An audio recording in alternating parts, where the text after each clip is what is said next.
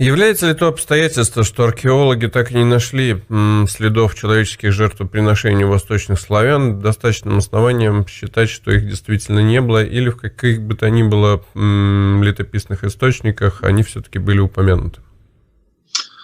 Вы знаете, дело в том, что в той же повести временных лет есть, например, информация о том, что Владимир Святой, вернувшись из похода на Ятвягов, в честь вот этой победы, в честь удачного похода, действительно принес жертвоприношение Перуну в виде двух христиан-варягов, отца и сына.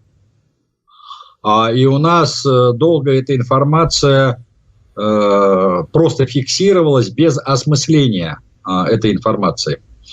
Но дело в том, что еще в 1988 году, когда праздновалось тысячелетие официального крещения Руси, а вот это слово хочу подчеркнуть, официального крещения Руси, вышла книга моего учителя Аполлона Григорьевича Кузьмина «Падение Перуна». Книга эта довольно сложная для понимания и чтения. Я сам читал эту книгу 3 раза.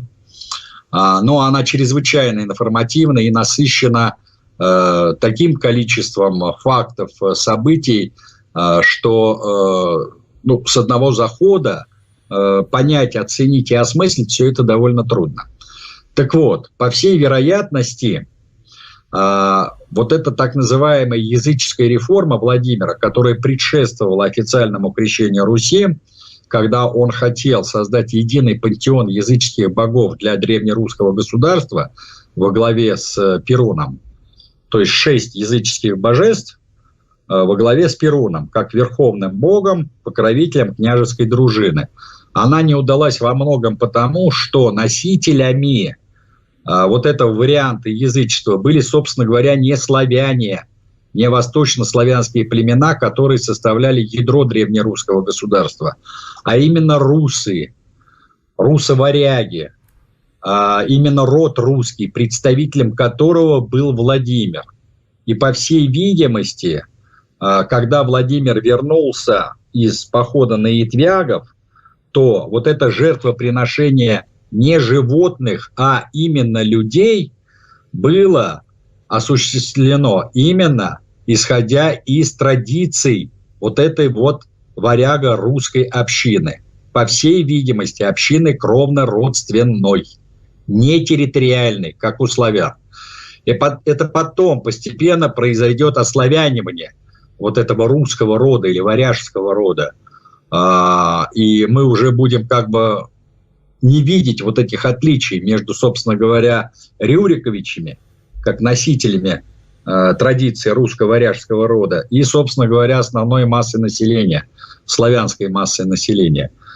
То есть произойдет инкорпорирование самих русов в древнеславянское общество, как и принятие целого ряда устоев этого общества, в том числе и славянской территориальной общины, на базе которой будет, собственно говоря, затем выстраиваться и сама система государственного управления с тем же вечевым сходом на уровне не только крупных городов, но и на уровне всех городских общин, и не только городских, и сельских общин, с сменяемостью власти, выборности должностных лиц, отчетности и так далее, и так далее.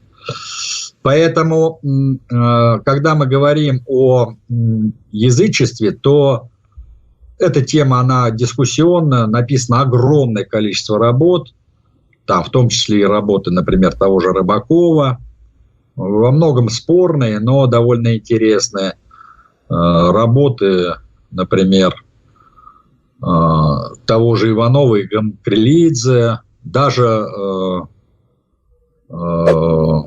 Кузьмина, потом работы Клейна, в некоторых построениях просто фантастические. Он, например, считал, что Перун – это был языческий бог, которому поклонялись войнахские народы, то есть чеченцы и ингуши современные. Но, тем не менее, существует такая точка зрения, понимаете? Но, по всей видимости, у славян действительно не было человеческих жертвоприношений, в отличие от тех же варягов-русов. И именно по этой причине вот эта реформа не получилась. Потому что на ментальном уровне она была отвергнута большинством населения Древней Руси. И Владимир понимал, что в качестве идеологического обруча, который мог бы скрепить единство этого государства, их вариант язычества не подходит. Потому что надо иметь в виду, что в разных русских землях, то есть в разных племенных союзах, даже на уровне отдельных племен, даже на уровне отдельных поселений существовал свой пантеон языческих богов. Ученые говорят, что даже на уровне отдельных семей существовал отдельный пантеон. Кто-то возвышал Мокоша, кто-то возвышал там Велеса, кто-то возвышал какой-нибудь Дождь-бога и так далее. Потому что Перун, Перкунос, как, например, у литовцев называли этого бога, он действительно был аналогичен богу войны, например, у древних греков и у древних римлян. И отсюда его особое почитание именно в княжеской дружине. Но дело в том, что в гуще, что ли, народной массы Перуна не почитали так, как почитали его в социальных верхах русского общества. А в некоторых регионах он вообще не входил в пантеон языческих богов.